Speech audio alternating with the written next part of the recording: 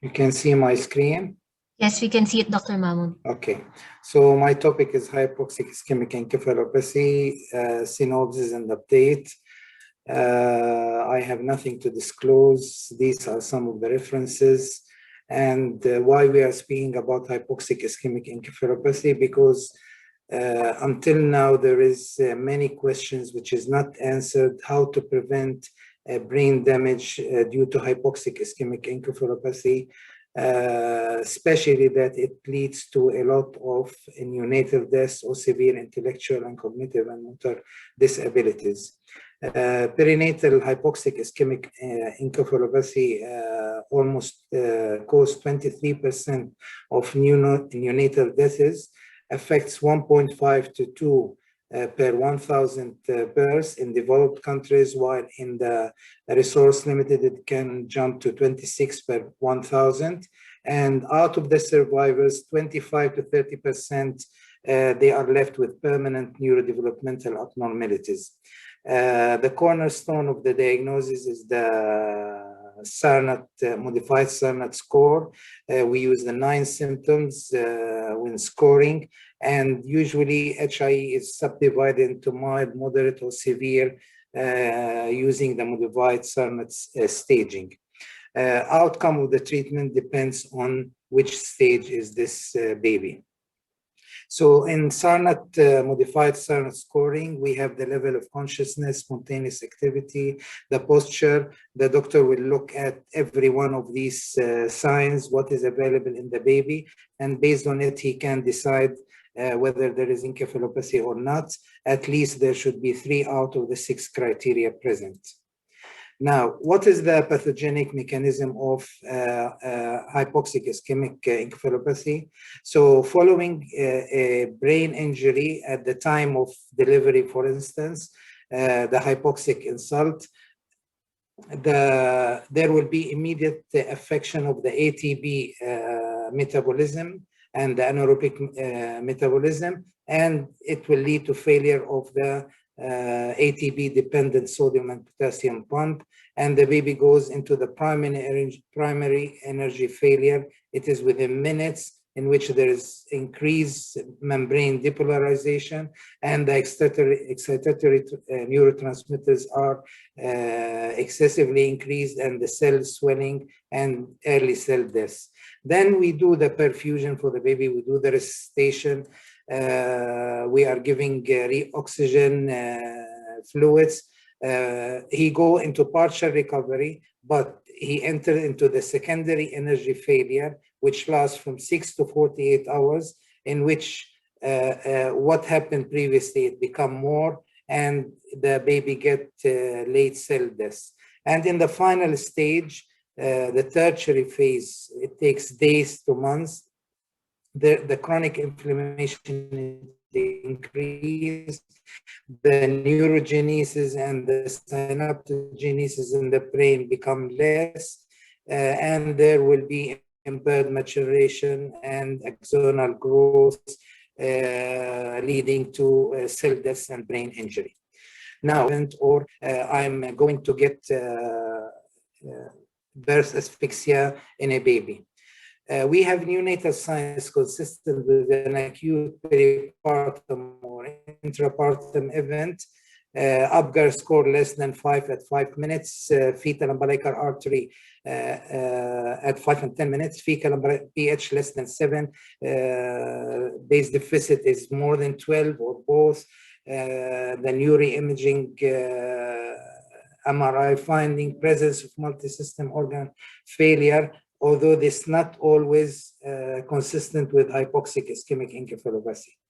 Type and timing of contributing factors that are consistent with an acute peripartum or interpartum event.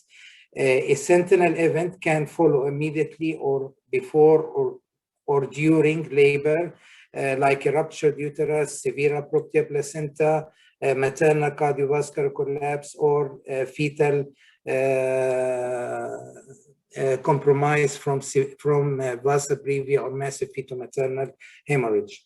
Another important science is the fetal heart rate monitor buttons. It consists with an acute peripartum or interpartum event, and particularly when we have the category 1 fetal heart rate pattern changing to category 3 or tachycardia, then we should know that there is a problem happening and the sentinel event.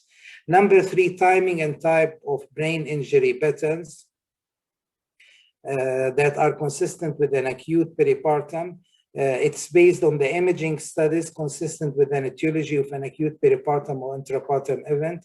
A well-defined pattern on brain MRI typical of hypoxic-ischemic cerebral injury in the newborn are the deep nuclear gray matter, that is the basal ganglia and thalamus, or the watershed border zone cortical injury. Especially these two regions, they are most of the time in hypoxic-ischemic encephalopathy. No evidence of other proximal or distal factors could be contributing. Developmental outcome in spastic quadriplegia is spastic quadriplegia or dyskinesia.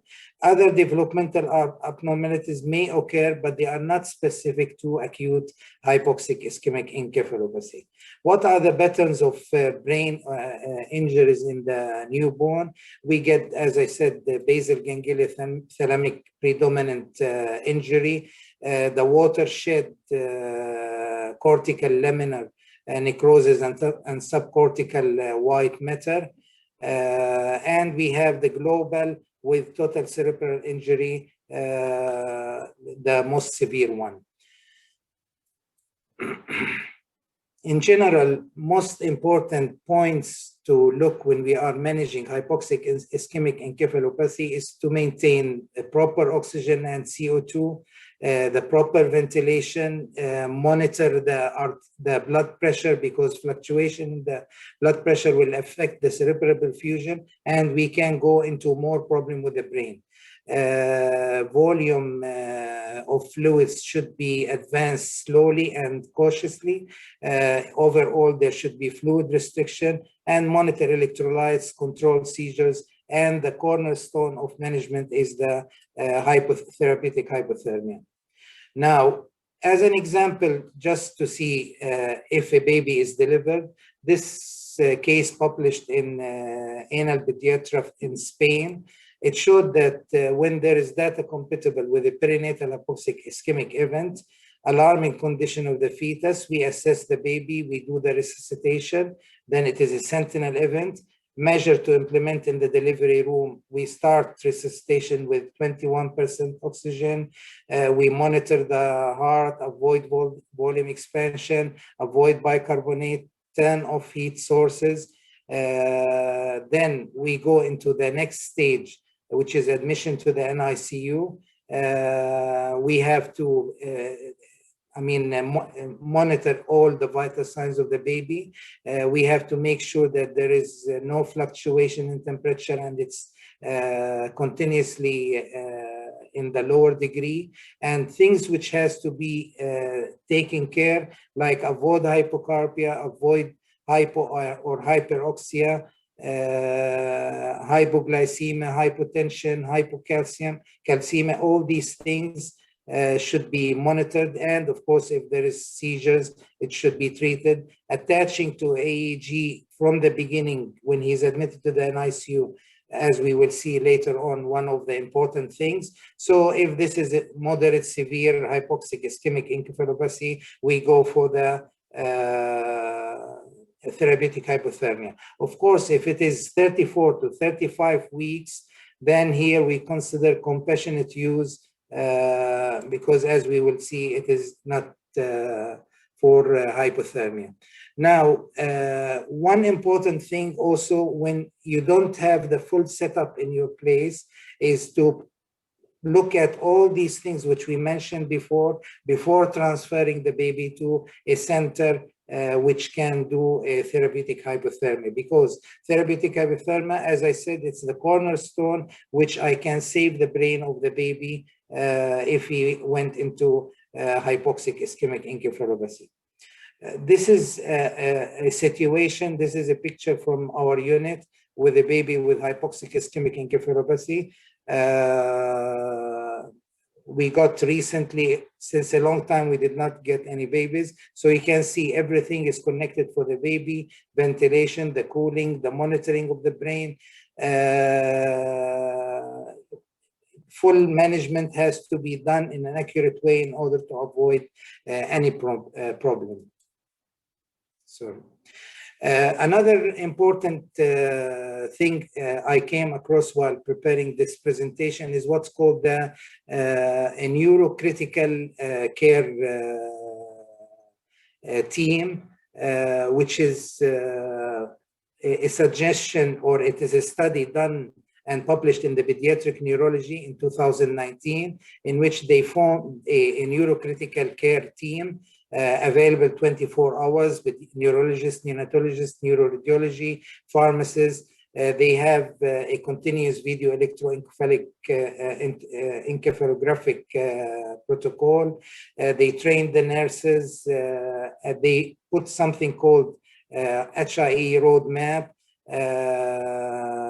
and all the guidelines and protocols available for the management, and a long-term follow-up developed and implemented. So this is the neonatal critical care idea. You have the team, and you have what's called the HIE roadmap. The thing which I liked in this one, as you will see in the result now, that everything is from the beginning planned, and with this you will have the chance to do a quality improvement projects and monitor what you are doing. Because unless you have guidelines and data which can monitor what you are doing, improvement of the service in any place, it won't take place in the proper way. And of course, part of this roadmap is the long-term follow-up up to 3.5 years. Now, this is the data which they published based on implementation of the HIE roadmap. The short-term outcomes you can see before implementing and after implementing, and the p-value. Eligible and received therapeutic hypothermia, more accurate diagnosis, proper usage of the anticonvulsant treatment, proper usage of the inotrope, length of the hospital stay became less, mortality became less, deaths from any HIE abnormality on MRI became less. So overall implementation of a neonatal neurocritical care service is associated with a decreased brain injury, shortened the hospital stay duration, and improve the care of infants with moderate to severe hypoxic-ischemic encephalopathy. Now, the hypothermia, therapeutic hypothermia, just as a reminder, we depend on physiological criteria and neurological criteria when we decide to implement the blood gases, as we mentioned in the points in which I diagnosed the baby whether he's having hypoxic-ischemic encephalopathy, and the neurological exam criteria. And when we keep the core temperature at 33 degrees centigrade for 72 hours with monitoring by EEG. Now, looking at some summary of the research which was done for therapeutic hypothermia and the outcome of this, these are the researches which is done so far on therapeutic hypothermia, and you can see the survival free of disability almost ranging from 25 to 45% in all these trials. What about hypothermia for a preterm baby? From the beginning, the Committee on the Fetus and the Newborn of the American Association of Pediatric, they mentioned that data regarding the efficiency of therapeutic hypothermia for infants less than 35 weeks gestation are lacking. And they advised if anybody is going to use this less than 35 weeks, it should be the use of adjuvant therapies should only be performed in a research setting and with informed parental consent. This is very important for the safety of the preterm baby. And as I mentioned, the birth asphyxia, pattern of brain injury in the preterm, extreme term, it's mainly in the periventricular and gray, periventricular plus minus remote gray matter. And then it can be diffuse and evolve everything. The term is the basal ganglia thalamic watershed diffuse hemispheric area. On a study to show the percentage of preterm with perinatal hypoxic-ischemic encephalopathy, out of these numbers in these 3 studies, there was 1.4 up to 9 per 1,000 live births. And the brain of the preterm can go into periventricular leukomalacia because of this severe hypoxia, hypoxic-ischemic encephalopathy. But why not to use therapeutic hypothermia in the preterm? Because the effects of hypothermia on the coagulation cascade and platelet function can increase the intracranial hemorrhage, especially in the setting of hypoxic-ischemic encephalopathy. Also, it can impair the oxygenation, which is very important for these preterm babies. Serum concentrations of drugs can be affected seriously by the cooling. And also, it is well known that hypothermia is associated with immune suppression, so the chances of nosocomial infection become more in the preterm babies. Now, one study was done to see the effect of erythrobiotin neuroprotection in neonates using erythrobiotin. And they designed the study. They started actually in 2015. And until yesterday, there is no published result. It is still going on. To apply the therapeutic hypothermia from 24 weeks up to 27 weeks. And the conclusion is still there is, still it is not there.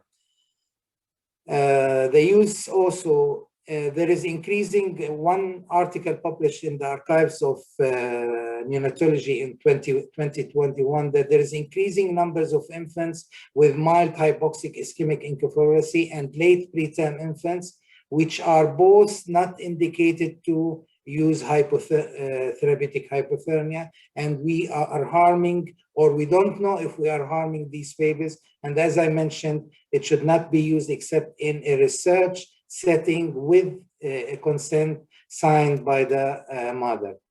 One study published recently comparing head cooling versus whole body cooling, they found no difference, no significant difference in short term, but long term has to be confirmed. But one thing they noticed that there is higher rate of PPHN in the whole body cooling. One important point is that when we are managing hypoxic-ischemic encephalopathy, it is not only a matter of therapeutic cooling or hypothermia. Multi-organ can be affected in these preterm babies, and optimization of the multi-organ monitoring and support during therapeutic hypothermia has the potential to prevent injury progression and enhance the neuroprotective effects of therapeutic hypothermia. As an example, all these studies were compared, and this is when there is a hypoxic-ischemic encephalopathy, and you can see not single study is similar to the other, which also reflects how people are working and managing these babies in different places of the world. And this is one of the problems which we face in neonatology, that there is no consensus which precisely to say, do this, do this, do this, except in certain things. And luckily in hypoxic-ischemic encephalopathy, I found something recently published. They published their data, they compared, and they found that there is, they compared the mild, the moderate, the severe reports, and they concluded that in the hypothermia era, multi-organ dysfunction continues to be almost universal in the newborns. High correlation between severity and of HIE and MOD during the first 3 days of life. A high index of suspicion of relevant MOD is required in infants admitted with diagnosis of HIE. Patients with moderate HIE present wide variability in the severity of MOD. And in the absence of MOD, a perinatal hypoxic-ischemic origin of acute severe neonatal encephalopathy should be carefully considered, because it's not normal to get hypoxic-ischemic encephalopathy without a clear multiple organ dysfunction. This study, they looked at I said one of the important things is to control the blood pressure in the newborn while we are managing with therapeutic hypothermia. They found that they tested hydrocortisone administration was effective in raising the blood pressure and decreasing inotrope requirements in asphyxiated neonate with volume-resistant hypotension during hypothermia and treatment.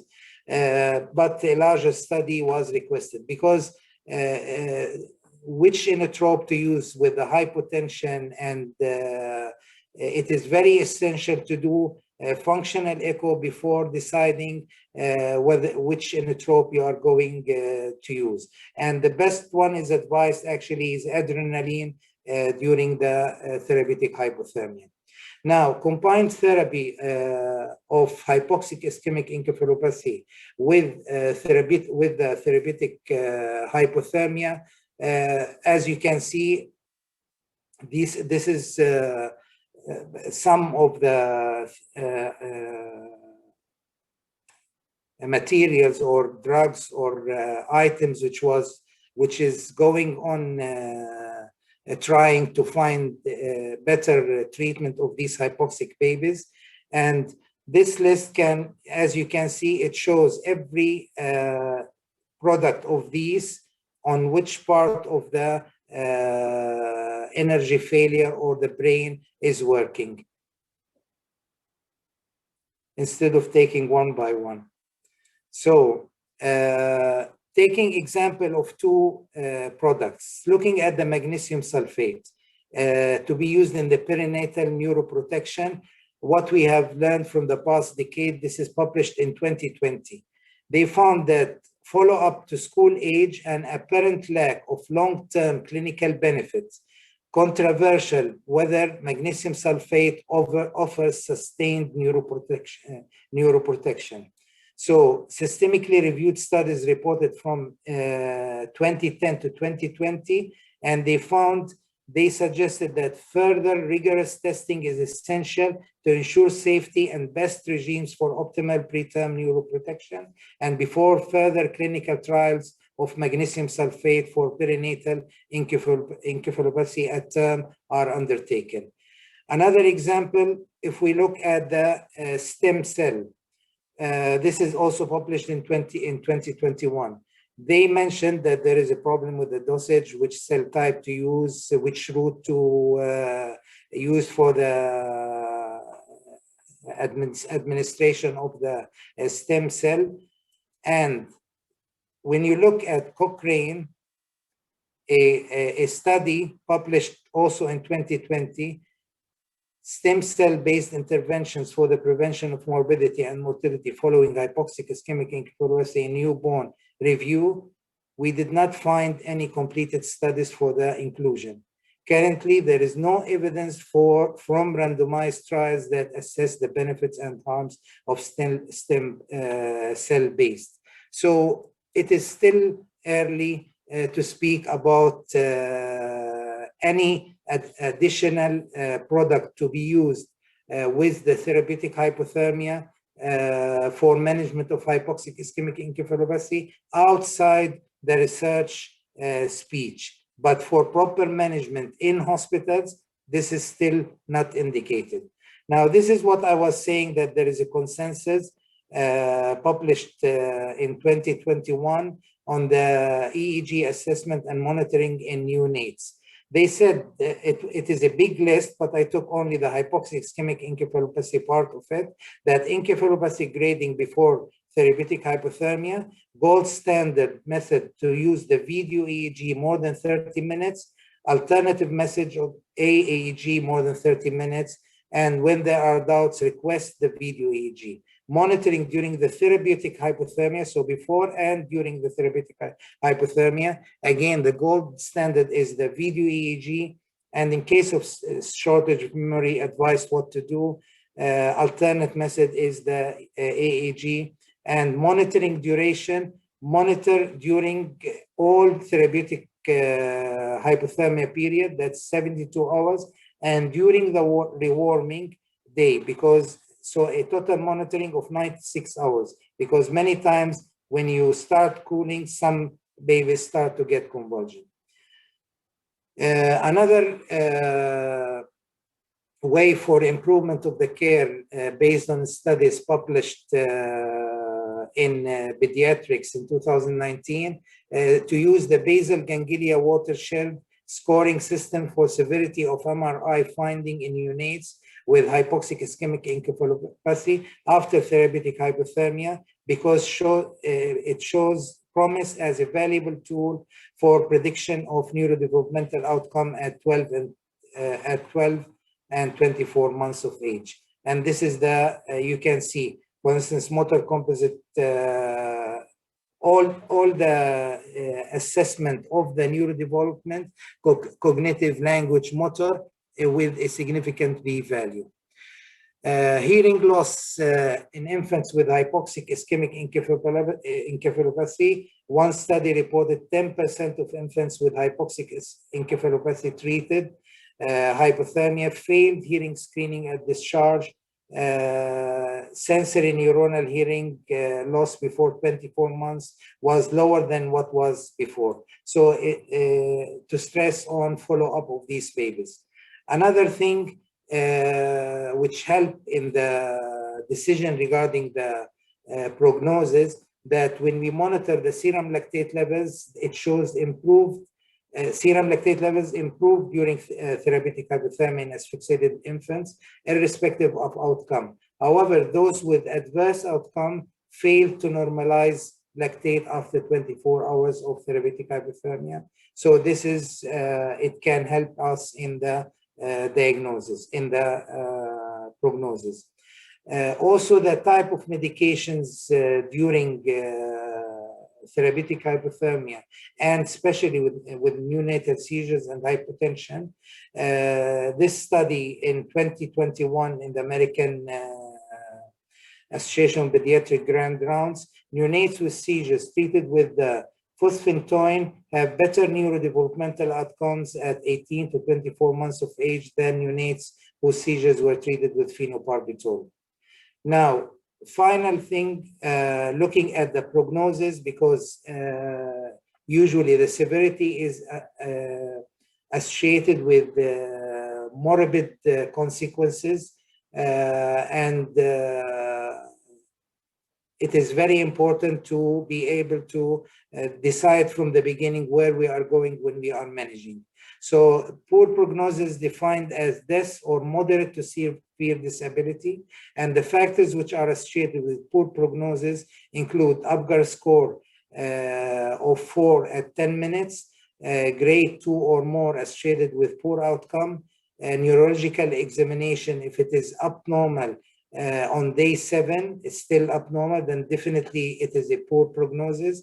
AEG abnormal beyond 36 hours, a poor prognostic sign. Seizures continuing or repetitive seizures, also poor. Neuroimaging with abnormalities in the basal ganglia and thalamus. And finally, multi-organ dysfunction. But keep in mind that the multi-organ dysfunction is not specific to HIE. So I have to make sure that it is not a coincidence there is an organ affected with the HIE. So the take-home message, therapeutic hypothermia is the gold standard for treatment of hypoxic-ischemic encephalopathy, along with the proper management of multiple organs, especially the blood pressure and the electrolytes and ventilation. And it will be of great help if a proper neonatal neurocritical care program is established in every hospital. We made it in our unit, and actually, along with proper quality programs, it can improve the service and get excellent results. Thank you. This is my last chance. Thank you. Thank you, Dr. Mahmoud, for this interesting presentation. HIE has always been a very challenging topic. You have a few questions in the question and answer part. We would be grateful if you can answer them after the presentation.